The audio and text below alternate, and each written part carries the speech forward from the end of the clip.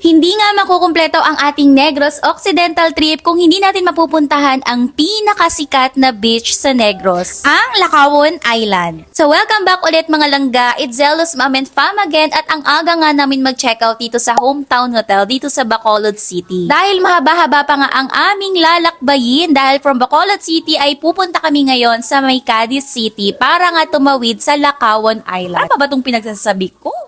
Plano nga lang sana namin mag-drive-thru dito sa may McDonald's Silay, pero mga mima, makakatanggi ka bang mag-dine-in dito sa ganda ng vibes dito sa may McDonald's Silay? Roaming around Silay City mga mima, para kang nakabalik sa sinaunang panahon. Pero dahil nga hindi pa to na-appreciate ng aming birthday boy, kaya naman tinanggal ko siya sa itinerary namin. Pero dahil nga madadaanan namin to going to Cadiz City, kaya naman why not na mag-dine-in muna dito sa McDonald's Silay?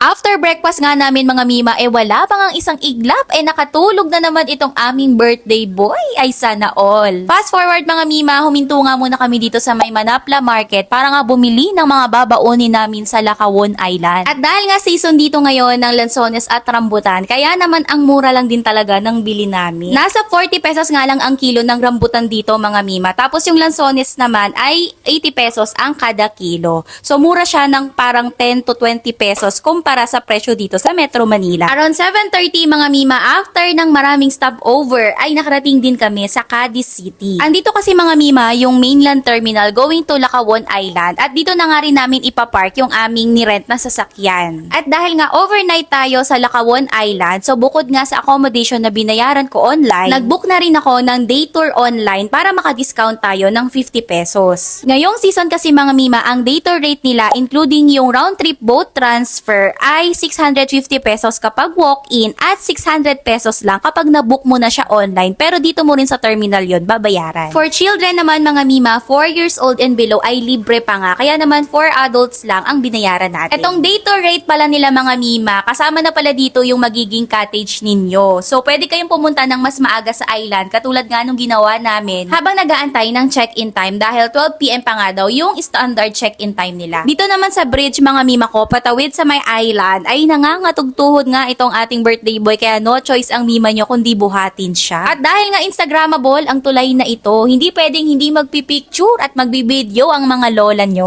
At dahil maaga kami sa island, dito muna namin iniwan sa reception yung mga bagahe namin habang nag-aantay ng check-in time sa aming cottage. At habang busy nga kami dito sa reception, busy nga din ang ating birthday boy sa paglalaro ng buhangin, Diyos mio. Habang hindi pa nga mahapde ang sikat ng araw, ay nagpictura na kami agad dito sa sikat na signage ng Lacawon. At nung medyo mahapdi na nga sa balat itong sikat ng araw, dito na nga namin pinaglaro ng buhangin si Axel sa may cottage para medyo malilim. Dahil puro snacks nga lang ang baon namin dito sa Lacawon, kaya naman wala kaming no choice kundi bumili ng meal for 2 days stay namin dito sa island. Eto nga pala yung menu mga mima sa kanilang restaurant at medyo ihanda nyo nga lang ang bulsa nyo mga mima dahil yung bulsa ko ay gulat na gulat sa presyo ng pagkain nila dito. At nung bandang hapon nga mga Mima Bells ay nagpiknik na nga lang kami sa tabi ng beach habang inaantay yung sunset. Tama no? Sunset. Oo, sunset.